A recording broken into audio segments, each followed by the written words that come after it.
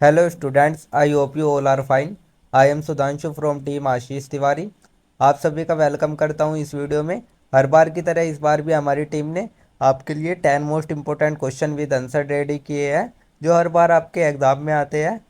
आप सभी वीडियो को पूरी वॉच करिएगा, एक भी क्वेश्चन स्किप मत करिएगा, क्योंकि क्या पता जो क्वेश्चन आप स्किप करते हैं वही आपके एग्जाम में आ जाए। तो आपको वीडियो को पूरी वॉच करनी है। एंड अगर आप हमारे चैनल पर फर्स्ट टाइम विजिट कर रहे हो तो चैनल को जरूर सब्सक्राइब कर लीजिएगा, जिससे आने वाले और चैप्टर्स की वीडियो की नोटिफिकेशन आपको टाइम पर मिले। और अगर किसी स्टूडेंट को नोट्स या वीडियो चाहिए तो अगर किसी स्टूडेंट को नोट्स या पीडीएफ चाहिए तो आप डिस्क्रिप्शन में दिए हुए नंबर पर कॉन्टैक्ट कर सकते हैं। नोट्स प्राइस आपका 30 रुपीज़ रहने वाला है, बहुत ही मामूली सा प्राइस है, कोई भी व्यू कर सकता है। स्टडी के लिए आप इतना तो इन्वेस्ट कर ही सकते हो। अदरवाइज़ अगर आपको नोट्स नहीं लेने हैं तो आप वीडियो लेक्चर से पढ़ सकते हो, वीडियो लेक्चर आपके फ्री रहने वाला है। तो आज की वीडियो में मैं आपको ग्लोबल पॉलिटिक्स के 10 ऐसे मोस्ट इंपोर्टेंट क्वेश्चन आंसर बताने वाला हूं जो कि आपके एग्जाम में आएंगे ही आएंगे। ये सिंगल वीडियो ही आपके एग्जाम के पर्पज से बहुत होती है, इसमें ही आपके सभी टॉपिक्स कंप्लीट सब्जेक्ट कवर हो जाता है। अगर आप ये सिंगल वीडियो देखकर ही एग्जाम में चले जाते हो तो आप अच्छे खासे मार्क्स गेन कर सकते हो। तो चलिए अब हम आपका क्वेश्चन नंबर 1 स्टार्ट कर लेते हैं। तो आपका जो क्वेश्चन नंबर 1 रहने वाला है वो वैश्वीकरण क्या है उसको देखना पड़ेगा, और साथ ही किस प्रकार वैश्विक राजनीति के लिए एक चुनौती बना हुआ है, और साथ ही वैश्वीकरण को विवैश्वीकरण, नववैश्वीकरण और वैश्वीकरण पश्चात से क्या अलग करता है। तो इसके आंसर में हम आपका सबसे पहले एक छोटा सा परिचय लिखेंगे। परिचय में हम आपका वैश्वीकरण के बारे में बता दें कि वैश्वीकरण आपका क्या है। तो हमको लिखना है कि जो आपका वैश्वीकरण है वो आपके एक प्रकार की प्रक्रिया होती है जिसमें दुनिया के देशों के बीच आपसी जुड़ाव का बढ़ावा होता है, और इसमें आपका व्यापार, संस्कृति, शिक्षा, तकनीक और राजनीति के क्षेत्र में भी सहयोग शामिल होता है। जो आपके 20वीं शताब्दी का समय था उसके उत्तरार्ध में ही वैश्वीकरण तेजी से बढ़ा, जिससे कि दुनिया एक वैश्विक गांव की तरह दिखने लगा। लेकिन समय समय के साथ जब आपकी ये प्रक्रिया के दुष्परिणाम भी सामने आए, जैसे कि गरीब और अमीर देशों के बीच बढ़ती खाई, स्थानीय संस्कृति का क्षरण और आर्थिक असमानता, तो इन समस्याओं ने विवैश्वीकरण जैसी नई प्रवृत्तियों को जन्म दे दिया, जो कि वैश्वीकरण प्रतिक्रिया के रूप में उभरी है। तब हम आपका देख लेते हैं। इसी प्रकार से आप एक छोटा सा परिचय लिख लें। परिचय लिखने के बाद आप लिखें विवैश्वीकरण क्या है। तो आपको विवैश्वीकरण के बारे में बताना है। तो विवैश्वीकरण के बारे में बताने से पहले आपको वैश्वीकरण के बारे में पता होना चाहिए, जो कि मैंने अभी आपको बताया है कि वैश्वीकरण आपकी एक प्रकार की प्रक्रिया है जिसमें एक देश का दूसरे देश से कम सभी देशों का एक दूसरे से जुड़ाव होता है, सांस्कृतिक भी, सामाजिक भी और आर्थिक भी। उसको ही हम वैश्वीकरण कहते हैं। और जो अब हम विवैश्वीकरण देख लेते हैं। विवैश्वीकरण क्या है? विवैश्वीकरण आपकी वैश्वीकरण के प्रतिक्रिया के रूप में होती है, अर्थात जब आपकी वैश्वीकरण की प्रक्रिया धीमी हो जाती है या उसे सीमित करना या उसे पीछे हटाना होता है तो उसको ही हम विवैश्वीकरण कहते हैं। जब देश को लगता है कि वैश्वीकरण से उन्हें अधिक नुकसान हो रहा है या उनकी पहचान, सुरक्षा और अर्थव्यवस्था को खतरा है, तब वे अपने दरवाजे बंद करने लगते हैं, जिसको ही हम विवैश्वीकरण कहते हैं। उदाहरण के तौर पर आप देख सकते हैं जो अमेरिका द्वारा अमेरिका फर्स्ट नीति को अपनाना, ब्रेकिस्ट के माध्यम से ब्रिटेन का यूरोपीय संघ से बाहर आना और भारत में आत्मनिर्भर भारत अभियान को देखा जाना। तो ये सभी आपके एक वैश्वीकरण के कुछ मुख्य उदाहरण हैं। अब हम आपका देख लेते हैं वैश्विक राजनीति के लिए कैसे चुनौती है। तो विवैश्वीकरण आपके वैश्विक राजनीति के लिए बहुत प्रकार से चुनौती है, जिसमें आपका सबसे पहले आता है सहयोग की भावना में कमी। वैश्वीकरण के दौर में देश आपसी सहयोग से वैश्विक समस्याओं का समाधान खोजते हैं, लेकिन वैश्वीकरण के कारण देश अपने अपने रास्ते चुनने लगते हैं। वैश्वीकरण में आपका क्या होता है? वैश्वीकरण में सभी देश मिलकर एक दूसरे को सहयोग करते हैं और जो भी समस्या होती है उसका सॉल्यूशन निकालते हैं। लेकिन विवैश्वीकरण में क्या होता है? विवैश्वीकरण में सभी देश अपना अलग अलग सोचते हैं, वे अपने अपने साझा प्रयासों में अपने अपने रास्ते चुनने लगते हैं, जिससे कि साझा प्रयासों में कमी आती है। सेकंड आपका राष्ट्रवाद और संरक्षणवाद का बढ़ना। विवैश्वीकरण की वजह से कई देश केवल अपने राष्ट्र हितों को प्राथमिकता देने लगते हैं, इससे वैश्विक संगठनों की भूमिका कमजोर हो रही है। अगर आपका विवैश्वीकरण होता है तो विवैश्वीकरण में क्या होता है? जो आपके राष्ट्रीय संगठन होते हैं, जैसे कि आपका यूनाइटेड नेशन हो गया, WTO हो गया, वर्ल्ड हेल्थ WHO हो गया, या कोई भी अन्य आपका वैश्विक संगठन हो गया, उनकी भूमिका आपकी कमज़ोर हो जाती है, क्योंकि जो विवैश्वीकरण में होता है, विवैश्वीकरण में देश अपने राष्ट्रीय हितों को ही प्राथमिकता देने लगते हैं। थर्ड आपका आता है महाशक्तियों के बीच टकराव। अमेरिका, चीन, रूस जैसे शक्तिशाली देशों के बीच प्रतिस्पर्धा बढ़ी है। हर देश अपनी सीमा और संसाधनों को बचाने में लगा है, जिससे वैश्विक स्थिरता खतरे में है। जो आपका ये इसी प्रकार से विवैश्वीकरण है, इसमें आपका प्रतिस्पर्धा भी बढ़ी है, क्योंकि प्रत्येक देश को अपना अपना देखना होता है, तो उसमें ही वे एक दूसरे के देश के प्रति प्रतिस्पर्धा दिखाने लगते हैं, जिससे कि हर देश की अपनी सीमा और संसाधनों को बचाने में लगा रहता है, जिससे कि आपकी वैश्विक स्थिरता खतरे में पड़ी है। फोर्थ आपका आता है अंतर्राष्ट्रीय व्यापार और संबंधों में तनाव। जब देश विदेशी व्यापारी को कम करने लगता है, तो दूसरे देशों के साथ व्यापारिक और राजनीतिक संबंध भी प्रभावित होते हैं। इससे वैश्विक स्तर पर भरोसे की कमी होती है। विवैश्वीकरण में लोग अपने ही सामान के लिए प्रेरित होते हैं कि अपने ही सामान यूज़ करना है, तो उससे आपका क्या होगा, उससे आपका जो विदेशी व्यापार होगा वो कम होगा, और विदेशी व्यापार के कम होने से हमारे उस देश के साथ संबंध, जो भी हमारे राजनीतिक संबंध है, व्यापारिक संबंध है, वे कमज़ोर हो गए, जिससे कि उस देश से और हमारे देश के बीच थोड़ा तनाव पैदा हो सकता है, उनमें भरोसे की कमी हो सकती है। तो ये मैंने आपको यह वैश्विक राजनीति के लिए कैसे चुनौती है वो बता दिया। अब हम आपका वैश्वीकरण, विवैश्वीकरण, नववैश्वीकरण और वैश्वीकरण पश्चात में अंतर देख लेते हैं। तो जैसे कि मैंने अभी आपको बताया, वैश्वीकरण तो आपकी वो प्रक्रिया है जिसमें दुनिया के देश आपस में एकजुट होकर आर्थिक, सामाजिक, तकनीकी और सांस्कृतिक रूप से जुड़ते हैं। इसमें खुला व्यापार, विदेशी निवेश, तकनीकी का आदान प्रदान और सांस्कृतिक विनिमय शामिल होता है। वैश्वीकरण में तो आपके सभी देश मिलकर काम करते हैं। साथ ही फिर आपका विवैश्वीकरण आ जाता है। विवैश्वीकरण आपका वैश्वीकरण की प्रतिक्रिया ही होती है, क्योंकि इसमें जो देश होते हैं वे अपने अपने हितों में कार्य करते हैं, अपने अपनी सीमाओं को फिर से सख्त कर लेते हैं, वे अपनी प्राथमिकता को जोर देने लगते हैं, और जो अंतर्राष्ट्रीय समझौते होते हैं उनसे दूरी बनने लगती है।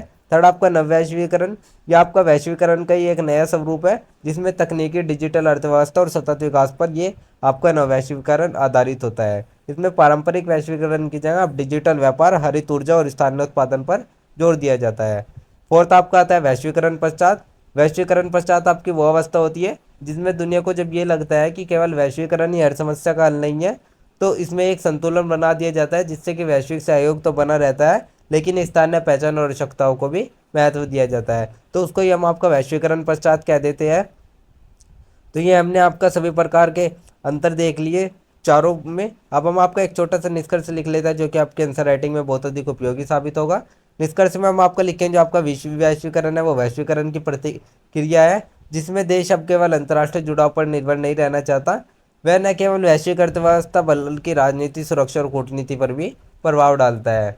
जहाँ आपका विवैश्वीकरण स्थानीय हितों की रक्षा करता है, वहीं आपका जो वैश्वीकरण सहयोग है वो बाधा आती है। नव वैश्वीकरण और वैश्वीकरण के पश्चात से हमें ये पता चलता है कि दुनिया को एक नए संतुलन की आवश्यकता है, जिसमें स्थानीय और वैश्विक दोनों जरूरतों को ध्यान में रखा जाए। तो इस समय में हम वैश्विक राजनीति के लिए सबसे बड़ी चुनौती हमारे सामने यही बनी हुई है कि इन परिवर्तनों को समझकर सभी देशों के बीच विश्वास और सहयोग को फिर से मजबूत किया जाए। तो इसी प्रकार से आप एक छोटा सा निष्कर्ष लिख लेंगे। निष्कर्ष लिखने के बाद आपका आंसर नंबर 1 कंप्लीट हो जाएगा। देन हम आपका क्वेश्चन नंबर 2 देख लेते हैं। क्वेश्चन नंबर 2 में हम आपका देखेंगे भू रणनीति से आप क्या समझते हैं, साथ ही अल्फ्रेड सायरमान और एल्फ्रेड मैकिंडर के योगदान के संदर्भ में समझाइए। फिर आपका अंतर्राष्ट्रीय प्रवास से आप क्या समझते हैं, वैश्वीकरण ने अंतर्राष्ट्रीय प्रवास के स्वरूप को कैसे प्रभावित किया। तो चलिए इनके आंसर देख लेते हैं। इनका आंसर आपका आंसर में आप सबसे पहले एक छोटा सा परिचय लिखेंगे। परिचय में आप लिखेंगे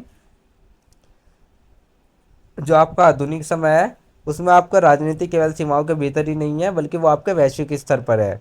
ये इसमें आपके दो अंतर्राष्ट्रीय संबंधों और वैश्विक परिदृश्य को गहराई से प्रभावित करते हैं। एक आपका भू रणनीति, दूसरा आपका अंतर्राष्ट्रीय प्रवास। जो आपकी भू रणनीति है वो भूगोल, शक्ति और राजनीति के बीच संबंधों को दर्शाती है, और जो आपका अंतर्राष्ट्रीय प्रवास है वो लोगों के एक दूसरे से दूसरे देश में जाने की प्रक्रिया है। वैश्वीकरण ने आपके इन दोनों ही देश क्षेत्रों को गहराई से प्रभावित किया है, जिससे कि पूरी दुनिया के राजनीतिक, सामाजिक और आर्थिक ढांचे में बदलाव आया है। तो इसी प्रकार से आप एक छोटा सा परिचय लिख लें। परिचय लिखने के बाद आप लिखें भू रणनीति क्या है। तो हमको भू रणनीति के बारे में बता देना है। भू रणनीति आपकी एक प्रकार की ऐसा अध्ययन है या ऐसा कोई भी तरीका है जिसमें हम किसी देश का भौगोलिक स्थान, प्राकृतिक संसाधन, सीमाएं और भूस्थानिक विशेषताएं उसकी राजनीति, विदेश नीति और रणनीतिक निर्णयों को कैसे प्रभावित करते हैं उसको समझते हैं। उदाहरण के लिए आप देख सकते हैं भारत और चीन की सीमा विवाद, रूस का यूक्रेन पर हमला या अमेरिका की मध्य पूर्व नीति, ये सभी आपके भू रणनीतिक सोच से जुड़े हुए हैं। तो ये हमने आपका भू रणनीति क्या है उसको देख लिया। अब हम आपको अल्फ्रेड सायरमान और होल्फ्रेड मैकेंडर का योगदान बता देते हैं। तो सबसे पहले हम अल्फ्रेड सायरमान का देख लेते हैं। जो अल्फ्रेड सायरमान थे वे आपके एक नौसेना अधिकारी और रणनीतिक विचारक थे, जो कि अमेरिका से बिलोंग करते थे। उन्होंने अपनी एक पुस्तक लिखी थी, सी पावर थ्योरी, जिसमें उन्होंने जिस देश का समुद्री शक्ति पर नियंत्रण होगा वही विश्व शक्ति बन सकेगा, इसके बारे में बताया है। उन्होंने ब्रिटेन की शक्ति का उदाहरण देते हुए कहा कि समुद्री मार्गों और व्यापारिक बंदरगाहों पर नियंत्रण किसी राष्ट्र को वैश्विक शक्ति बनने में सहायता करता है। साथ ही जो आपके अल्फ्रेड थायरमान जी थे वे कहते हैं कि आज भी अमेरिका, चीन, भारत जैसे देशों की समुद्री नीतियों में दिखाई देता है। तो ये हमने आपका अल्फ्रेड थायरमान जी का योगदान देख लिया। अब हम आपका हेल्फ्रेड मैकिंडर जी का योगदान देख लेते हैं। तो हेल्फ्रेड मैकिंडर जी आपके एक ब्रिटिश भूगोलवेत्ता थे जिन्होंने कि हार्टलैंड थ्योरी प्रस्तुत की थी। उन्होंने उसमें कहा कि यूरेशिया का केंद्रीय भाग विश्व की सबसे महत्वपूर्ण भूमि है। साथ ही उन्होंने कहा जो हार्टलैंड पर नियंत्रण करेगा वह विश्वद्वीप पर नियंत्रण करेगा, और जो विश्वद्वीप पर नियंत्रण करेगा वह पूरी दुनिया पर शासन करेगा। तो उन्होंने हार्टलैंड को एक इस तरीके से प्रदर्शित किया है जैसे कि वो आपका राजा का सिंहासन हो, कि जो भी हार्टलैंड पर अपना कब्जा करेगा उसका ही शासन रहेगा। उनका ये विचार कहता है कि रूस की शक्ति को समझाने में महत्वपूर्ण था, और साथ ही शीत युद्ध के दौरान पश्चिमी देशों की रणनीति में ये विचार आपका प्रभावी रहा। तो ये हमने आपका एल्फ्रेड मैकिंडर जी का योगदान देख लिया। अब हम आपका अंतर्राष्ट्रीय प्रवास क्या है देख लेते हैं। तो अंतर्राष्ट्रीय प्रवास आपके एक प्रकार की स्थिति होती है जिसमें कि लोग स्थायी या अस्थायी रूप से अपने देश को छोड़कर दूसरे देश में अपना स्थायी या अस्थायी रूप से रहने लगते हैं, वहाँ पर शरण ले लेते हैं। तो इसमें आपके कई कारण हो सकते हैं, जैसे कि आपका रोजगार भी हो सकता है, शिक्षा भी हो सकती है, या कोई युद्ध भी हो सकता है, राजनीतिक उत्पीड़न या बेहतर जीवन की तलाश। इसमें आपका कोई भी कारण हो सकता है। इसमें आपके दो प्रकार के प्रवासी होते हैं, एक आपका स्वैच्छिक प्रवासी होता है, दूसरा आपका बलवान प्रवासी होता है। स्वैच्छिक प्रवासी वो होता है जो अपना खुद से अपनी मर्जी से अपने रोजगार के लिए, अपने शिक्षा के लिए दूसरे देश जाता है, और जो दूसरे आपके बलात् प्रवासी आते हैं वे युद्ध, हिंसा या प्राकृतिक आपदाओं के कारण अपने देश से जाते हैं। मतलब उनकी इच्छा नहीं होती फिर भी उनको मजबूरी कारणवश जाना पड़ता है। तो ये आपका अंतर्राष्ट्रीय प्रवास क्या है उसको देख लिया। अब हम आपका वैश्वीकरण ने अंतर्राष्ट्रीय प्रवास को कैसे बदला उसको देख लेते हैं। इसमें आपका सबसे पहला आता है रोजगार के नए अवसर। वैश्वीकरण के कारण कंपनियों का विस्तार हुआ और विकासशील देशों के लोगों के विकसित देशों में काम के अवसर मिलने लगे। सेकंड आपका संचार और परिवहन में वृद्धि, जिसमें इंटरनेट, मोबाइल, विमान यात्रा जैसी जो सुविधाएं थी उन्होंने प्रवास को आसान और तेज बना दिया। थर्ड आपका मल्टीकल्चरल समाज का निर्माण। जो विभिन्न देश थे उन्होंने जब दूसरे देशों में जाकर बसते थे तो वहाँ की विविध संस्कृति, भाषाओं का मेल होता था, इससे आपकी सामाजिक संरचना भी बढ़ी। फोर्थ आपका ब्रेन डॉन और ब्रेन गेन, जो कि विकासशील देशों से पढ़े लिखे देश विदेश जाकर वहाँ की अर्थव्यवस्था को मजबूत करते थे, लेकिन उनके देश के लिए ब्रेन ड्रेन माना जाता था। फिफ्थ आपका आता है श्रमिकों का शोषण और असमानता। वैश्वीकरण के कारण आपके कुछ देशों में प्रवासी श्रमिकों का भी शोषण हुआ, क्योंकि वे सस्ते श्रम के रूप में देखे जा सकते थे। तो इसी प्रकार से आप इतना सब लिखने के बाद आप एक छोटा सा निष्कर्ष लिख देंगे।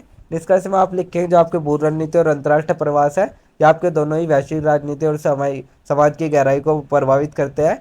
भू रणनीति हमें बताती है कि कौन सा देश कब, कहाँ और कैसे शक्ति का प्रयोग करेगा, और जो आपका अंतर्राष्ट्रीय परिवेश है उसमें लोग कैसे सीमाओं को पार कर एक नई पहचान और अवसर खोजते हैं।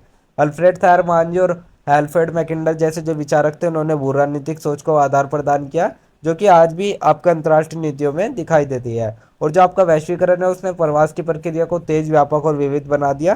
जो आपके दोनों ही विषय है ये आज के समय में बदलती हुई दुनिया की दिशा और दशा को प्रभावित करते हैं। तो इसी प्रकार से आप एक छोटा सा निष्कर्ष लिख लें। निष्कर्ष लिखने के बाद आपका आंसर नंबर 2 भी कंप्लीट हो जाएगा।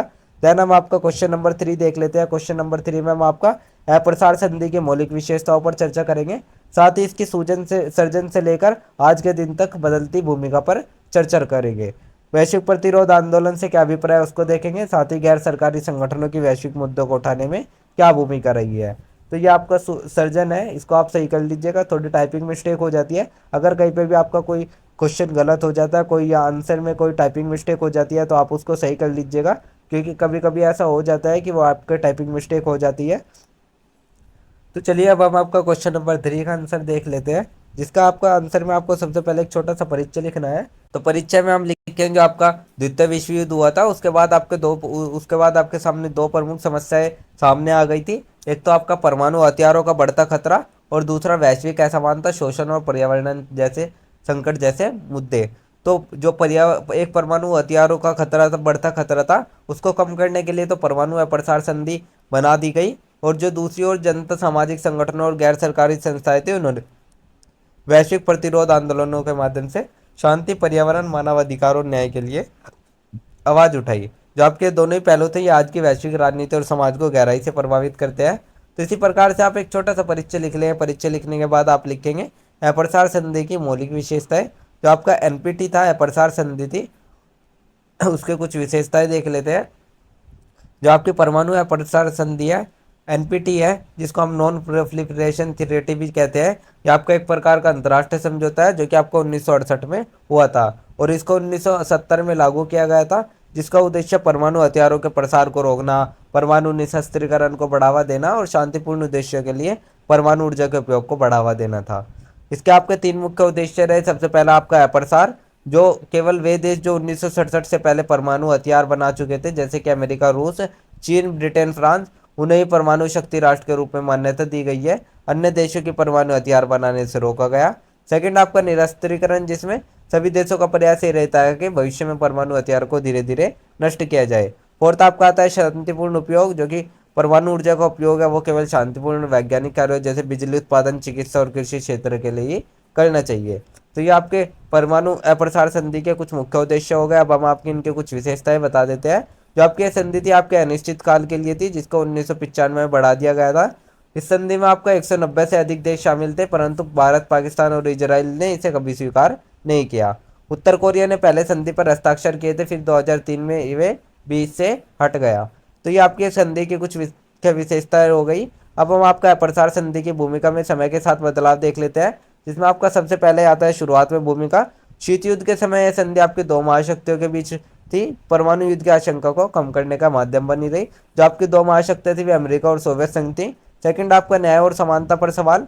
जो आपकी संधि थी केवल कुछ देशों को ही परमाणु हथियार रखने की अनुमति देती थी और बाकी को मना करती थी, जिससे कि आपका भेदभावपूर्ण माना जाता था। और जब भी आपका कोई भी तनाव पैदा होता था दोनों देशों के बीच, तो उसमें आपका डर लगा रहता था कि वे अपना परमाणु हथियार से भी हमला कर सकते हैं।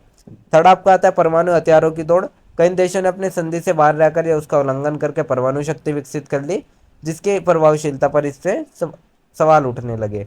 फोर्थ आपका आधुनिक संदर्भ में देख लेते हैं। तो आज के समय में जो आपकी संधि है प्रासंगिक तक पर फिर से चर्चा हो रही है, क्योंकि तकनीक और आतंकवाद के नए रूपों से परमाणु हथियारों का गिरने का खतरा बना हुआ है। अब हमें जरूरत है कि इसे अधिक न्यायपूर्ण और व्यापक बनाया जाए। तो इसी प्रकार से हमने आपका अप्रसार संधि की भूमिका में समय के साथ बदलाव देख लिया। अब हम आपका वैश्विक प्रतिरोध आंदोलन क्या है उसको देख लेते हैं। तो वैश्विक प्रतिरोध आंदोलन आपका एक प्रकार का सामाजिक आंदोलन है, जिसमें अंतर्राष्ट्रीय स्तर पर किसी न्याय, शोषण, युद्ध, पर्यावरण विनाश, मानवाधिकार हनन या पूंजीवादी नीतियों के खिलाफ जन आंदोलन खड़े होते हैं। तो उसको ही हम आपका वैश्विक प्रतिरोध आंदोलन कहते हैं। जो आपके ये आंदोलन होते हैं ये आपके दुनिया के अलग अलग हिस्सों में होते हैं और ये आपके एक वैश्विक दृष्टिकोण रखते हैं। उदाहरण के लिए आप देख सकते हैं सिएटल आंदोलन, जो कि आपको 1999 में हुआ था, जिसको कि वर्ल्ड ट्रेड ऑर्गेनाइजेशन के खिलाफ किया गया था। सेकंड आपका आता है ऑक्यूपाई वॉल स्ट्रीट, जो कि आपके आर्थिक असमानता के खिलाफ आंदोलन था।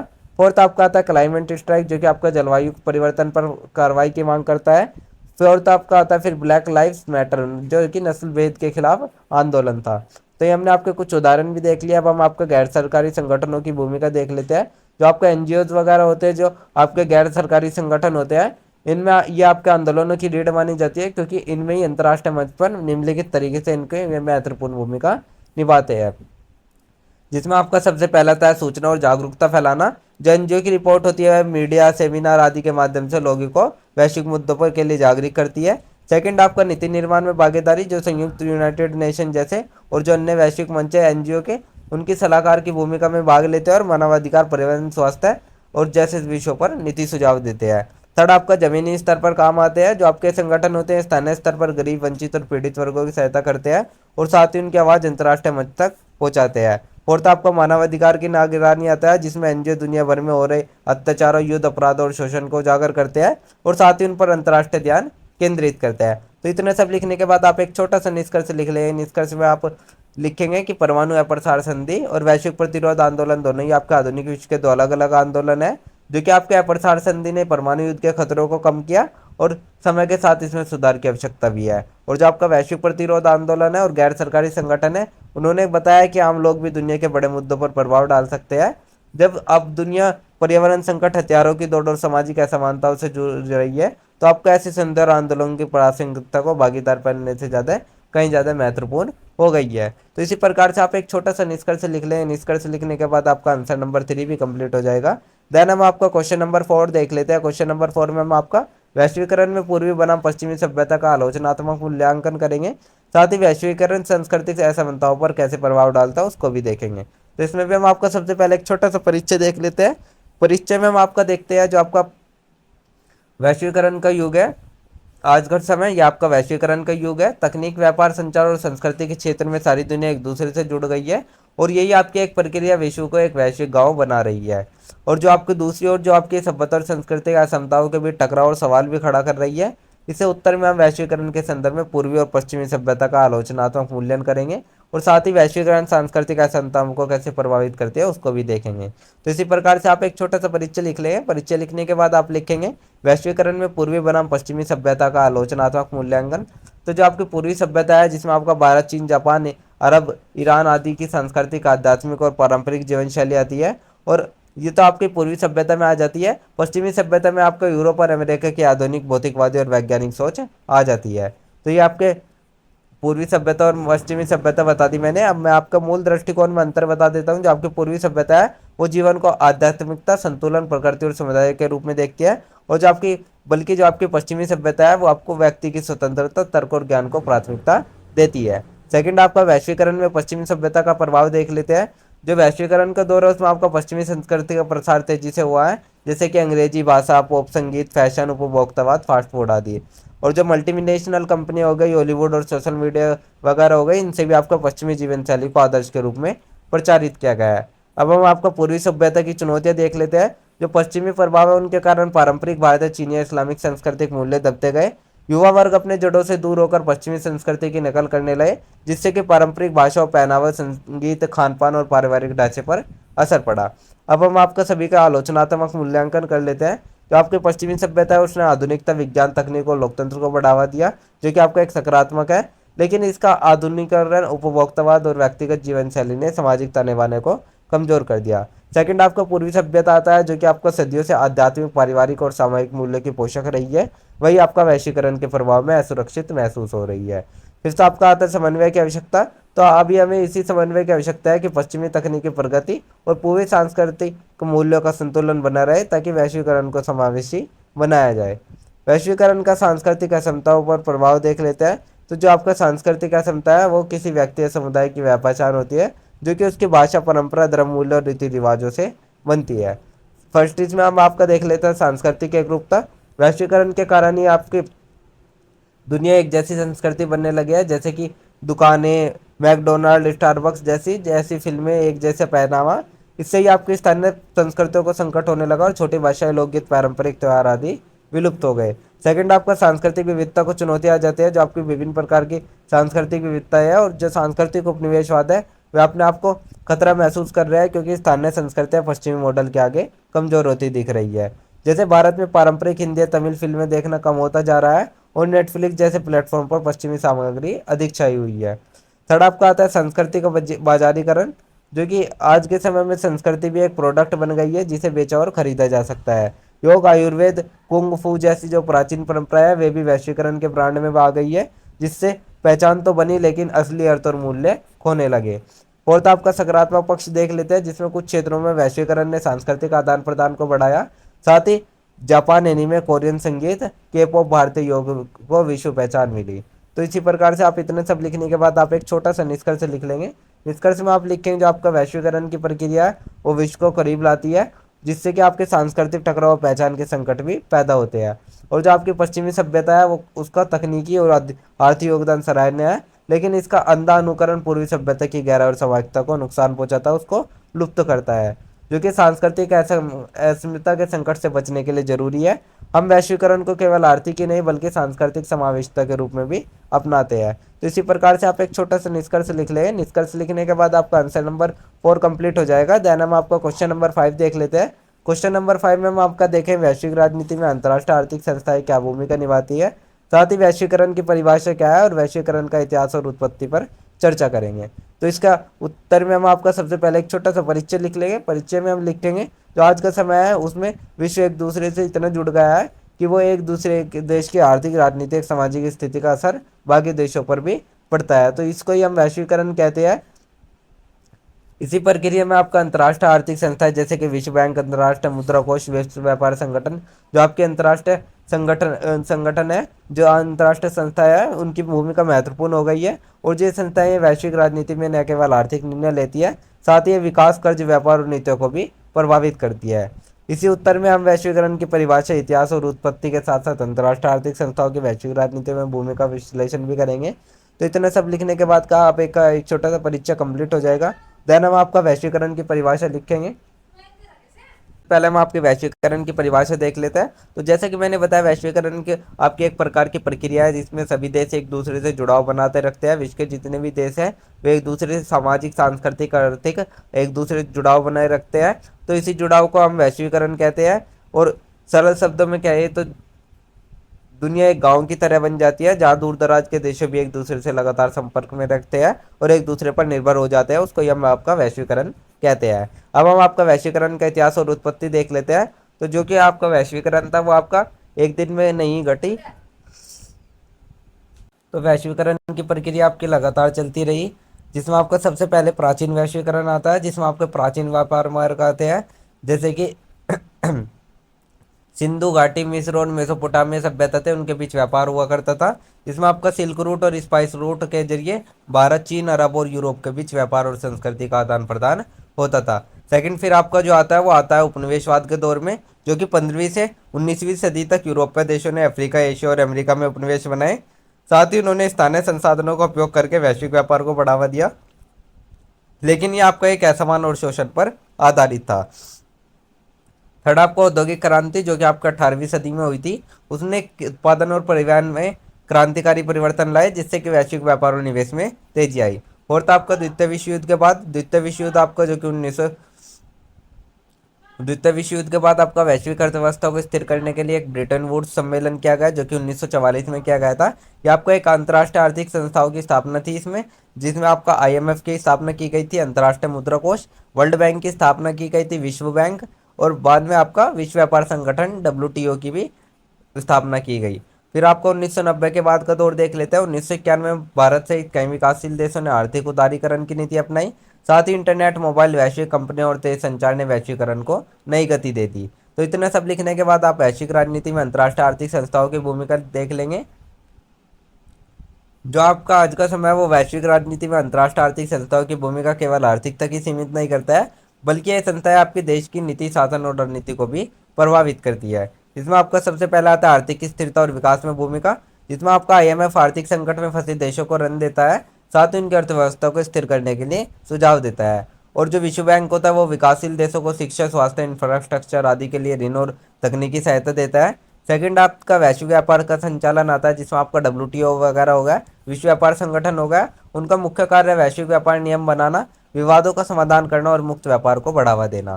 थर्ड आपका नीति निर्धारण पर प्रभाव आता है, जिसमें कोई देश इन संस्थाओं से ऋण लेता है तो बदले में उसे आर्थिक सुधार, निजारीकरण, उदारीकरण जैसी नीतियां अपनानी पड़ती है, जिससे कि देशों की स्वतंत्र नीतियां प्रभावित होती है, खासकर विकासशील देशों की। फोर्थ आपका वैश्विक शक्ति संतुलन में भूमिका आती है, जो कि आपका विकसित देश, विशेष रूप से अमेरिका और यूरोपीय देश, ये आपके इन संस्थाओं में अधिक प्रभाव रखते हैं, जिससे वैश्विक शक्ति संतुलन संतुलित हो सकता है। कई बार इसमें आपका आईएमएफ और विश्व बैंक की नीतियां गरीब देशों की जरूरतों की बजाय अमीर देशों के हितों को भी प्राथमिकता दे देती है। फिफ्थ आपका आता है पारदर्शिता और उत्तरदायित्व की बढ़ती मांग। जो ये संस्थाएं, इनमें अधिक पारदर्शिता, जनसुनवाई और स्थानीय संस्कृति का सम्मान करने की मांग उठ रही है। तो इतना सब लिखने के बाद आप एक छोटा सा निष्कर्ष लिख दें। निष्कर्ष में आप लिखेंगे जो आपका वैश्वीकरण की प्रक्रिया है वो आपकी लगातार चलने वाली प्रक्रिया है। इसमें आपको दुनिया के सभी देशों को आपस में आर्थिक, सामाजिक और राजनीतिक तरीके से जोड़ा जाता है। और वैश्विक राजनीति में आपका अंतर्राष्ट्रीय आर्थिक संस्थाएं जैसे कि आईएमएफ हो गई, डब्ल्यूटीओ हो गई, वर्ल्ड बैंक वगैरह हो गई, ये सभी प्रमुख भूमिका निभा रही है। यह अपने आर्थिक विकास का मार्गदर्शन तो करती है, साथ में नीति, राजनीति और सामाजिक ढांचे को भी प्रभावित करती है। तो आज के समय में वैश्वीकरण को संतुलित, न्यायपूर्ण और समावेशी बनाना है, ताकि हर देश और समाज को उसका लाभ मिल सके। तो इसी प्रकार से आप एक छोटा सा निष्कर्ष लिखना है। निष्कर्ष लिखने के बाद आपका आंसर नंबर 5 भी कंप्लीट हो जाएगा। देन हम आपका क्वेश्चन नंबर 6 से देख लेते हैं। क्वेश्चन नंबर 6 में हम आपका देखेंगे क्या भू अर्थशास्त्र और भू राजनीति एक ही सिक्के के दो पहलू है। अपने उत्तर की पुष्टि करेंगे, साथ ही परिस्थिति के वैश्वीकरण का शिकार रही है उसकी भी व्याख्या करेंगे। तो इसमें भी, इसके आंसर में हम आपका सबसे पहले एक छोटा सा परिचय लिख देंगे। परिचय में हम आपका लिखेंगे जो आपका अंतर्राष्ट्रीय स्तर है उस पर देश की नीति आप केवल सैनिक ताकत से नहीं बल्कि आपका आर्थिक संसाधनों और भूस्थानिक हितों पर भी आधारित है। इसमें आपके दो शब्द सामने आते हैं, एक भू राजनीति और एक आपका भू अर्थशास्त्र। जैसे जैसे आपका वैश्वीकरण बढ़ता है, पर्यावरण और पारिस्थितिक पर भी उसका गहरा प्रभाव पड़ा है। तो इसी प्रकार करके आप एक छोटा सा परिचय लिख लें। परिचय लिखने के बाद आप भू अर्थशास्त्र और भू राजनीति एक ही सिक्के के दो पहलू है, उसको बता देंगे। तो सबसे पहले हम बता दें भू राजनीति क्या है। भू राजनीति आपकी एक प्रकार की विचारधारा है जिसमें कोई देश अपने भौगोलिक स्थान, प्राकृतिक संसाधनों और राजनीतिक रणनीति के आधार पर दूसरे देशों के साथ संबंध बनाते हैं। इसमें आपका शक्ति, सैन्य क्षमता और रणनीतिक स्थान का बहुत महत्व होता है। उदाहरण के लिए आप रूस और यूक्रेन के बीच संघर्ष का उद्देश्य न केवल राजनीतिक है बल्कि काला सागर तक पहुंच और ऊर्जा मांगों को नियंत्रित करना भी है। ये आपका एक भू राजनीति है। सेकंड आपका भू अर्थशास्त्र आता है। भू अर्थशास्त्र आपका भू अर्थशास्त्र का मतलब जब कोई देश अपनी आर्थिक शक्ति और वित्तीय संसाधनों का उपयोग करके वैश्विक राजनीति में प्रभाव डालता है, इसमें व्यापार, निवेश, प्रतिबंध और आर्थिक सहायता जैसे संसाधनों का प्रयोग किया जाता है, उसको हम आपका भू अर्थशास्त्र कहते हैं। अब हम आपके दोनों के बीच संबंध देख लेते हैं। जो आपकी भू राजनीति है और भू अर्थशास्त्र है, वे दोनों ही किसी देश के अंतर्राष्ट्रीय रणनीति के उपकरण है। इनमें एक ही सैन्य सुरक्षा हित प्राथमिक होते हैं, भू राजनीति, जबकि जो आपका भू अर्थशास्त्र उसमें आपका आर्थिक और व्यापारिक हित प्राथमिक होते हैं। आज के समय में दोनों का आपस में गहरा संबंध है। देश अब युद्ध से ज्यादा आर्थिक दबाव डालने की रणनीति अपनाते हैं। तो इसी प्रकार से हम कह सकते हैं जो आपको राजनीति और भू अर्थशास्त्र है, ये आपके एक ही सिक्के के दो पहलू है, जहाँ पे भू राजनीति के सैन्य राजनीतिक दृष्टिकोण से चलती है और जो भू अर्थशास्त्र है उसे आर्थिक ताकत से पूरा करता है। तो अब हम आपका पारिस्थितिक वैश्वीकरण का शिकार रही है, इसकी व्याख्या कर लेते हैं। तो सबसे पहले वैश्वीकरण क्या करता है उसको देख लेते हैं। वैश्वीकरण पूरे देश में व्यापार, उत्पादन, उपभोग और संसाधनों को बढ़ाता है, जिसका उद्देश्य आर्थिक विकास और तकनीकी प्रगति होती है। साथ ही पर्यावरणीय संकट भी इससे बढ़ता है। सेकंड आपका परिस्थिति को होने वाले नुकसान देख लेते हैं, जिसमें आपका सबसे पहला आता है प्राकृतिक संसाधनों का दोहन। वैश्वीकरण ने अपने के प्रतिस्पर्धा बढ़ा दी, जिससे कि कोयला, जल, खनिज, जंगल आदि का दोहन हो गया। जैसे कि अमेजन जंगलों की कटाई से कार्बन संतुलन बिगड़ गया।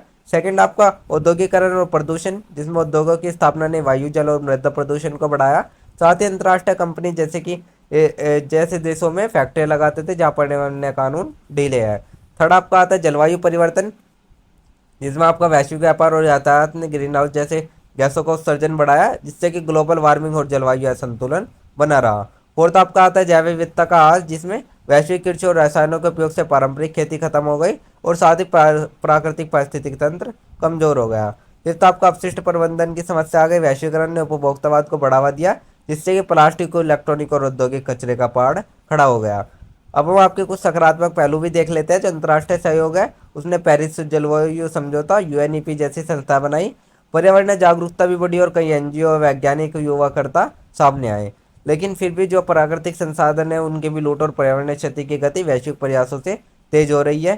तो इतना सब लिखने के बाद आप एक छोटा सा निष्कर्ष लिख दें। निष्कर्ष में आप लिखें जो आपका भू अर्थशास्त्र है और भू राजनीति है वो आज की वैश्विक व्यवस्था में अलग अलग नहीं है बल्कि एक दूसरे के ही पूरक है।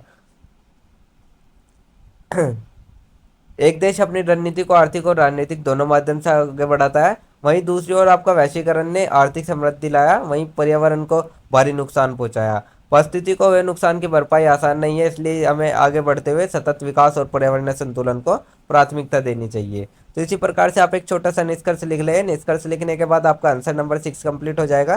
देन हम आपका क्वेश्चन नंबर 7 देख लेते हैं, जिसमें हम आपका वैश्विक आतंकवाद की अवधारणा से आप क्या समझते हैं उसको देखेंगे। साथ ही वैश्वीकरण की प्रक्रिया ने आतंकवाद को बढ़ाने में किस प्रकार की भूमिका निभाई है। वैश्विक आतंकवाद को लेकर आपका 9/11 के उपरांत परिदृश्य में एक बहुत बड़ा परिवर्तन आया है, इसकी व्याख्या करेंगे। जिसमें हम आपका सबसे पहले एक छोटा सा परिचय लिखें। परिचय में हम आपका लिखें जो आपका आधुनिक युग है वो आपका विश्व तकनीक, संचार और आर्थिक गतिविधियों के माध्यम से करीब आ रहा है। इसी समय आपका वैश्विक आतंकवाद जैसी गंभीर चुनौती ने भी पूरी दुनिया को हिला दिया। जो आज के समय आतंकवाद है वो आपका बहुत ज़्यादा बढ़ गया है, ये आपका वैश्विक तौर पर भी पहुंच गया है। इसमें आपके वैश्वीकरण प्रक्रिया ने भी कई प्रकार से योगदान दिया है। विशेष रूप से 9/11 11 सितंबर 2001 को अमेरिका में हुए आतंकी हमले ने दुनिया की सोच, नीति और सुरक्षा व्यवस्था को पूरी तरह बदल दिया। 9/11 का मतलब है आपका 11 सितंबर 2001 को अमेरिका में एक आपका ऐसा आतंकी हमला हुआ था जिससे कि पूरी दुनिया की सोच, नीति और सुरक्षा व्यवस्था बदल गई थी। तो इसी प्रकार से आप एक छोटा सा परिचय लिख लें। परिचय लिखने के बाद आप आपका वैश्विक आतंकवाद की अवधारणा को देखेंगे। तो वैश्विक आतंकवाद आपका इस प्रकार की अवधारणा है जिसमें कि आतंकवाद जो एक देश या क्षेत्र से शुरू होता है और फिर दूसरे देशों या पूरे विश्व पर प्रभावित हो जाता है, तो उसको ये हम आपका वैश्विक आतंकवाद कहते हैं।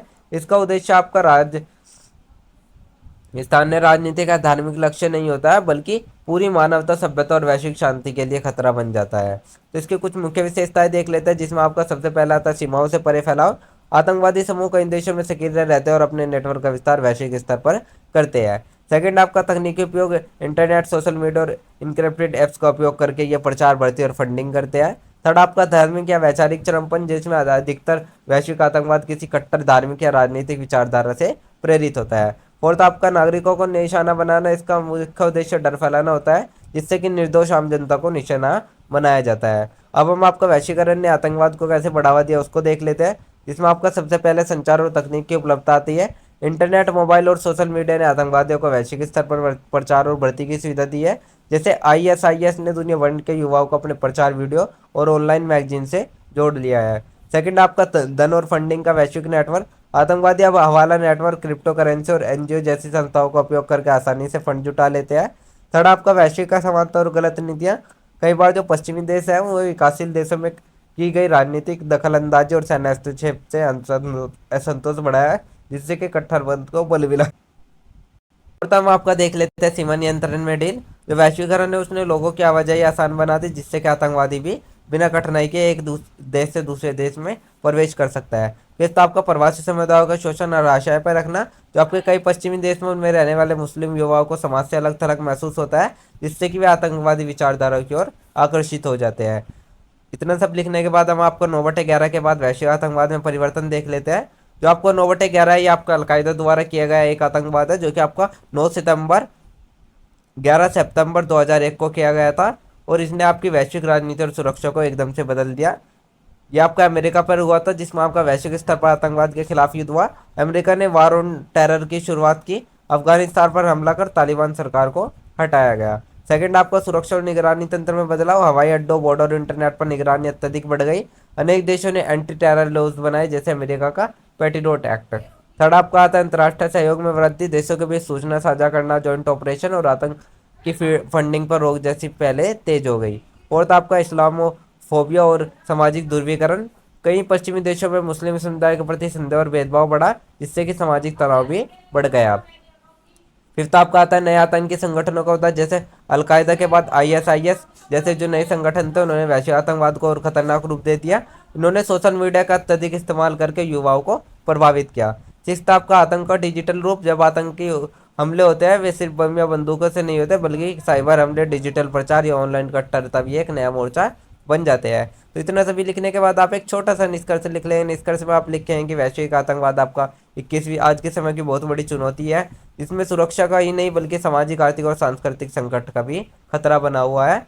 और जो आपको 1909/11 का बाद का आतंकवाद है, उसने पूरी दुनिया को रवैया बदल दिया, जिससे कि अब वो आपकी एक स्थानीय समस्या नहीं है, बल्कि आपका अंतर्राष्ट्रीय खतरा बन गया है, जिससे निपटने के लिए वैश्विक सहयोग, तकनीकी निगरानी और सामाजिक समावेशन जरूरी है। तो इसी प्रकार से आप एक छोटा सा परिचय निष्कर्ष लिख दीजिएगा। निष्कर्ष लिखने के बाद आपका आंसर नंबर 7 कंप्लीट हो जाएगा। देन हम आपका क्वेश्चन नंबर 8 देख लेते हैं। क्वेश्चन नंबर 8 में हम आपको वैश्विक सामाजिक आंदोलन की प्रक्रिया में गैर सरकारी संगठनों की भूमिका का आलोचनात्मक परीक्षण करेंगे। साथ ही वैश्विक सामाजिक आंदोलनों के विचार को विस्तार से समझेंगे, और साथ ही आंदोलन वैश्वीकरण की प्रगति को कैसे प्रभावित करता है उसको देखेंगे। तो इसके आंसर में भी हम आपका सबसे पहले एक छोटा सा परिचय देख लेते हैं। परिचय में आपका देखें, जो आज का युग है वो वैश्वीकृत युग में सामाजिक समस्याएं किसी देश या क्षेत्र तक सीमित नहीं रही है। मानवाधिकार, पर्यावरण, लैंगिक समानता, नस्लभेद, आर्थिक असमानता जैसे जो भी मुद्दे हैं वो आपके अंतर्राष्ट्रीय स्वरूप ले चुके हैं। इन सभी मुद्दों के समाधान के लिए जिस प्रकार आम जनता और संगठनों सीमाओं से परे मिलकर आवाज उठाई है, उसे वैश्विक सामाजिक आंदोलन कहा जाता है। और जो आपके आंदोलन है, इनमें आपके गैर सरकारी संगठनों, NGOs की भूमिका बहुत अहम मानी जाती है, क्योंकि यही भूमिका हमेशा आपके सकारात्मक ही नहीं होती है। इसमें आपके वैश्विक सामाजिक आंदोलनों की श्रृंखला, उनके वैश्वीकरण पर प्रभाव और NGO की भूमिका का आलोचनात्मक परीक्षण हम आपका इसमें करेंगे। तो इसी प्रकार से आप एक छोटा सा परिचय लिख लेंगे। परिचय लिखने के बाद आपका वैश्विक सामाजिक आंदोलन की संकल्पना देख लेंगे। जो वैश्विक सामाजिक आंदोलन है वे आपके ऐसे संगठित प्रयास होते हैं जहाँ पे आपके वैश्विक स्तर पर किसी सामाजिक, आर्थिक या पर्यावरण समस्या के समाधान के लिए जागरण और दबाव निर्माण का कार्य किया जाता है। इसकी कुछ मुख्य विशेषताएं देख लेते हैं। जो आपका ये आंदोलन रहता है ये प्राय अहिंसक और जनभागिता आधारित होता है। इसमें आपके कुछ मुद्दे होते हैं, जैसे जलवायु परिवर्तन, मानवाधिकार, जातीय सांस्कृतिक समानता आदि। ये आपको सोशल मीडिया और तकनीकी संचार माध्यमों का प्रभावशाली उपयोग करते हैं। और यह आंदोलन आपके एक नए प्रकार की वैश्विक नागरिकता को जन्म देता है, जहां लोग अपने देशों से परे वैश्विक मान्यता के लिए सोचते हैं। उदाहरण में आप देख सकते हैं फ्राइडे फॉर फ्यूचर आंदोलन, जो कि आपका जलवायु के लिए किया गया था। ग्रेटा थर्मर द्वारा इसे शुरू किया गया था। सेकंड आपका ब्लैक लाइव्स मैटर, जो कि नस्ली अन्याय के खिलाफ किया गया था। थर्ड आपको ऑक्यूपाई वॉल स्ट्रीट, जो कि आर्थिक असमानता के खिलाफ किया गया था। अब हम आपका वैश्वीकरण पर इन आंदोलनों का प्रभाव देख लेते हैं, जिसमें आपका सबसे पहले सकारात्मक प्रभाव देखेंगे। वैश्वीकरण के अन्यायपूर्ण पहलुओं पर सवाल उठते हैं, जैसे अमीर देशों को केवल लाभ और गरीब देशों को नुकसान। यह आंदोलन ने वैश्वीकरण को सामाजिक न्याय और मानवाधिकारों के नजरिए से देखने की सोच को बढ़ावा दिया। साथ ही सतत विकास और पर्यावरण संरक्षण जैसे नए वैश्विक विमर्शों को बल मिलता है। अब हम आपका नकारात्मक या जटिल समूह देख लेते हैं। जो आपके कुछ आंदोलन होते हैं, उन्होंने विकसित देशों को राजनीतिक सोच और हस्तक्षेप के रूप में देखा। साथ ही ये आंदोलन आपके स्थानीय परंपरा और सरकारों के अधिकारों को चुनौती देते हैं, जिससे कि आपका समाज में इनकी स्वीकृति समान नहीं होती, जिससे आंदोलन में विभाजन की स्थिति आ जाती है। अब हम आपका गैर सरकारी संगठनों में भूमिका का आलोचनात्मक परीक्षण देख लेते हैं। इसमें हम आपका सबसे पहले सकारात्मक पक्ष देख लेते हैं। जो एनजीओ जानकारी जुटाने, शिक्षा देने और नीतिगत दबाव बनाने का काम करते हैं। यह आपका अंतर्राष्ट्रीय मंचों पर प्रतिनिधित्व और स्थानीय आवाज को वैश्विक पहुंच प्रदान करते हैं। साथ ही ये कमजोर वर्गों, महिलाओं, आदिवासी और गरीबों को बोलने की ताकत देते हैं। तो इसके उदाहरण में आप देख सकते हैं green peas, amnesty international, Oxfam जैसे संगठन पर्यावरण, मानवाधिकार और गरीब उन्मूलन के मुद्दों पर वैश्विक स्तर पर सक्रिय है। अब हम आपके इसका नकारात्मक पक्ष देख लेते हैं, आलोचना कर लेते हैं। जो आपके कई एनजीओ है, वे आपके विदेशी फंडिंग के जरिए राजनीतिक एजेंडा चलाने का आरोप लगता है उन पर। कुछ संगठनों की कार्यप्रणाली में पारदर्शिता की कमी होती है और वे जन उत्तरदायी नहीं होते हैं। कई बार एनजीओ स्थानीय परिस्थितियों को नजरअंदाज कर देता है और सिर्फ वैश्विक आदर्शों के आधार पर काम करता है, जिससे कि जमीनी असर भी खत्म हो जाता है। कुछ एनजीओ राज्य विरोधी आंदोलन को समर्थन देते हैं, जिससे कि राष्ट्र संप्रभुता पर प्रभाव डालता है। इतना सब लिखने के बाद आप एक छोटा सा निष्कर्ष लिख देंगे। निष्कर्ष में आप लिखेंगे जो आपका वैश्विक सामाजिक आंदोलन है, वो आज के समय में एक महत्वपूर्ण सामाजिक शक्ति है, जो कि लोगों को न्याय, समानता और पर्यावरण जैसे मुद्दों पर जागरूक और सक्रिय बनाते हैं। एनजीओ की भूमिका हमेशा निष्पक्ष और सकारात्मक नहीं होती है। पारदर्शिता, जवाबदेही और स्थानीय सदमों की संदर्भों की समझ के बिना इनकी भूमिका विवादास्पद हो जाती है। तो आज के समय में हमें वैश्विक सामाजिक आंदोलन और एनजीओ जनित पारदर्शिता, निष्पक्षता के सिद्धांतों का पालन करना चाहिए, ताकि वे वास्तव में वैश्विक न्याय और समानता के वाहक बन सके। तो इसी प्रकार से आप एक छोटा सा निष्कर्ष लिख लें। निष्कर्ष लिखने के बाद आपका आंसर नंबर 8 भी कंप्लीट हो जाएगा। देन हम आपका क्वेश्चन नंबर 9 देख लेते हैं। क्वेश्चन नंबर 9 में हम आपका प्रौद्योगिकी प्रगति का वैश्वीकरण की प्रक्रिया पर क्या प्रभाव है उसको देखेंगे। साथ ही चर्चा करेंगे संचार और परिवहन में आविष्कारों ने वैश्विक अर्थ संगतता को कैसे सुविधाजनक बनाया, और ग्लोबल कॉमन और ग्लोबल जलवायु परिवर्तन के विशेष प्रसंग में प्रमुख अंतर्राष्ट्रीय संधियों की भी चर्चा करेंगे। इसके उत्तर में भी हम आपका सबसे पहले एक छोटा सा परिचय देखेंगे। परिचय में देखेंगे हम जो आपका आज का समय है वो वैश्वीकरण की दुनिया है, जिसमें कि दुनिया के देश, समाज, अर्थव्यवस्था और संस्कृति आपस में जुड़ते जा रहे हैं, और इसे तेज बनाने में प्रौद्योगिकी, विशेषकर संचार और परिवहन के क्षेत्र में आविष्कारों ने महत्वपूर्ण भूमिका निभाई है। ग्लोबल कॉमन्स आपका और जलवायु परिवर्तन जैसे जो मुद्दे हैं वे सामने आते हैं, जिनसे निपटने के लिए हमें अनेक अंतर्राष्ट्रीय संधियां की गई है। तो इनको हम आपके इसी आंसर में देखेंगे। तो इसी प्रकार से आप एक छोटा सा परिचय लिख लें। परिचय लिखने के बाद आप लिखें प्रौद्योगिकी और वैश्वीकरण पर उसका प्रभाव। इसमें आपका सबसे पहले संचार की क्रांति आती है। Internet, mobile phone, email, video calling और सोशल मीडिया ने देशों, कंपनियों और व्यक्तियों को आपस में जोड़ दिया है, जिससे कि सूचना का आदान प्रदान हो जाता है, और इससे व्यापार, शिक्षा, चिकित्सा, राजनीति और संस्कृति के क्षेत्र में वैश्विक साझेदारी मजबूत हुई है। सेकंड आपका परिवहन के क्षेत्र में, जिसमें आपका विमान, तेज ट्रेन, कंटेनर जहाज, हाईवे और अंतर्राष्ट्रीय हवाई अड्डों ने वस्तु और लोगों की आवाजाही को भी पहले से कहीं अधिक तेज और सुलभ बना दिया है, जिससे आपका वैश्विक व्यापार और पर्यटन को भी बढ़ावा मिला है। थर्ड आपका तकनीकी और एकीकरण से वैश्विक व्यापार में तेजी, जो automation, e commerce, online bank या डिजिटल मुद्रा जैसी जो भी तकनीक हो गई, उन सभी ने व्यापारिक प्रक्रियाओं को तेज, पारदर्शी और विश्वसनीय बनाया है। फोर्थ आपका ज्ञान और संस्कृति का वैश्वीकरण। ऑनलाइन शिक्षा, डिजिटल पुस्तकालय और वीडियो प्लेटफॉर्म ने ज्ञान को सीमाओं से मुक्त कर दिया है। अब हम आपका संचार और परिवहन ने वैश्विक अंतर संगतता को कैसे बढ़ाया उसको देख लेता है। जहाँ पहले एक देश में सूचना या वस्तु पहुंचने में हफ्तों लगते थे, अब वो मिनटों में, घंटों में हो जाता है। अंतर्राष्ट्रीय व्यापार, विदेश नीति और आपातकालीन सहायता जैसे कार्यों में त्वरित निर्णय और क्रियान्वयन संभव हो चुका है। अंतर्राष्ट्रीय संगठन जैसे आपको यूनाइटेड नेशन, डब्ल्यूएचओ, यूनेस्को आदि तकनीकों के जरिए दुनिया भर में कार्यक्रम चला पा रहे हैं। अब एक वैश्विक गांव की अवधारणा व्यवहार में दिखाई देने लगती है। अब हम आपको ग्लोबल कॉमन्स और जलवायु परिवर्तन पर अंतर्राष्ट्रीय संधि देख लेते हैं, जिसमें हम आपका सबसे पहले ग्लोबल कॉमन्स देख लेते हैं। तो ग्लोबल कॉमन्स आपके कुछ इस प्रकार के प्राकृतिक क्षेत्र या इस प्रकार के संसाधन होते हैं, जिस पर किसी एक देश का ही स्थापना स्थापना नहीं होती है, मतलब किसी एक देश का ही हक नहीं होता है उस पर, वो आपका सभी देशों के लिए होता है, सभी पर उसका समान अधिकार होता है। जैसे कि आप वायुमंडल देख सकते हैं, अंटार्कटिका देख सकते हैं, बाह्य अंतरिक्ष देख सकते हैं, समुद्र और महासागर देख सकते हैं। इन सभी संसाधनों का उपयोग संरक्षण के लिए अंतर्राष्ट्रीय सहयोग की आवश्यकता होती है। तो सबसे पहले हम आपका जलवायु परिवर्तन से निपटने के लिए प्रमुख अंतर्राष्ट्रीय संधि देख लेते हैं। इसमें आपके सबसे पहले क्योटो प्रोटोकॉल हुई थी, जो कि आपकी 1997 में हुई थी। यह आपकी पहली अंतर्राष्ट्रीय संधि थी जिसमें विकसित देशों को ग्रीन हाउस गैसों के उत्सर्जन को कम करने के लिए कानूनी रूप से वादा किया गया। इसका सिद्धांत था साझा लेकिन भिन्न जिम्मेदारियां। फिर आपका पेरिस समझौता हुआ, जो कि आपका 2015 में हुआ। इसका उद्देश्य ग्लोबल तापमान को 2 डिग्री सेल्सियस से नीचे और यदि संभव हो तो 1.5 डिग्री तक सीमित रखना है। सभी देश स्वेच्छा से इसमें राष्ट्र निर्धारित योगदान एनडीए तय करते हैं और समय समय पर उन्हें अपडेट करते हैं। जो आपका यह समझौता है वैश्विक सहमति का उदाहरण है, जहां विकसित और विकासशील देश मिलकर कार्य कर रहे हैं। थर्ड आपका आता है मॉन्ट्रियल प्रोटोकॉल, जो कि आपको 1987 में हुआ था। यह आपकी संधि ओजोन परत को नुकसान पहुंचाने वाले रसायनों जैसे सीएफसीएस पर रोक लगाने के लिए बनाई गई थी, और इसे अभी तक की सबसे सफल पर्यावरणीय संधि माना गया है। फोर्थ आप कहते हैं United Nation Convention of the Law of the Sea, UNCLOS, जो कि आपको 1982 में हुई थी। यह संधि आपके समुद्रों के शांतिपूर्ण उपयोग, संसाधनों का अधिकार, समुद्री पर्यावरण की रक्षा पर केंद्रित होते हैं। ये आपको ग्लोबल कॉमन्स के लिए नियम आधारित करते हैं। तो इसी प्रकार से आप इतना सब लिखने के बाद आप एक छोटा सा निष्कर्ष लिख लें। निष्कर्ष में आप लिखेंगे कि प्रौद्योगिकी ने की प्रगति ने वैश्वीकरण को एक नई दिशा दी। संचार और परिवहन के क्षेत्र में हुए आविष्कार ने दुनिया को एक दूसरे से बांध दिया, और ये जुड़ाव इतना लाभकारी हो गया है, उतनी चुनौतियां भी इसके साथ में आई। विशेषकर जलवायु परिवर्तन जैसी जो वैश्विक समस्या है, इन्हें सुलझाने के लिए पूरी दुनिया को एकजुट होकर साझा जिम्मेदारी निभाने लगी। तो इसी प्रकार से आप एक छोटा सा निष्कर्ष लिख दें। निष्कर्ष लिखने के बाद आपका आंसर नंबर 9 कंप्लीट हो जाएगा। देन हम आपका क्वेश्चन नंबर 10 देख लेते हैं। क्वेश्चन नंबर 10 में हम आपको कुछ शब्दों पर टिप्पणी करें, जिसमें परमाणु या प्रसार व्यवस्था, महिला आंदोलन, सांस्कृतिक आयाम और बहु रणनीति। तो इसका आप एक छोटा सा परिचय लिख के परिचय में आप आपको ये सभी के बारे में बता दें कि आपका जो आपका आज के टाइम में ये आपके विभिन्न जटिल विषय है, जैसे कि परमाणु या प्रसार व्यवस्था, महिला आंदोलन, सांस्कृतिक आयाम और भू रणनीति। ये आपके सभी विषय अलग अलग दिखते हैं, लेकिन इनका आपसी संबंध होता है एक, जहाँ आपका परमाणु या प्रसार वैश्विक सुरक्षा से जुड़ा है, वहीं महिला आंदोलन सामाजिक समानता का प्रतीक है।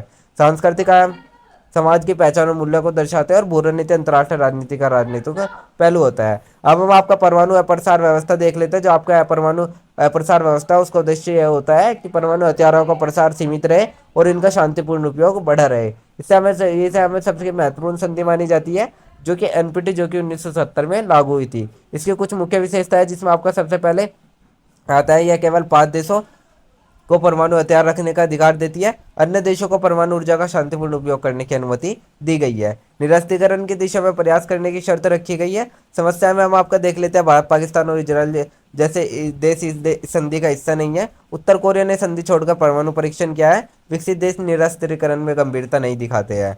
तो परमाणु नीति सीधे सीधे आपके भू रणनीति से जुड़ी हुई है।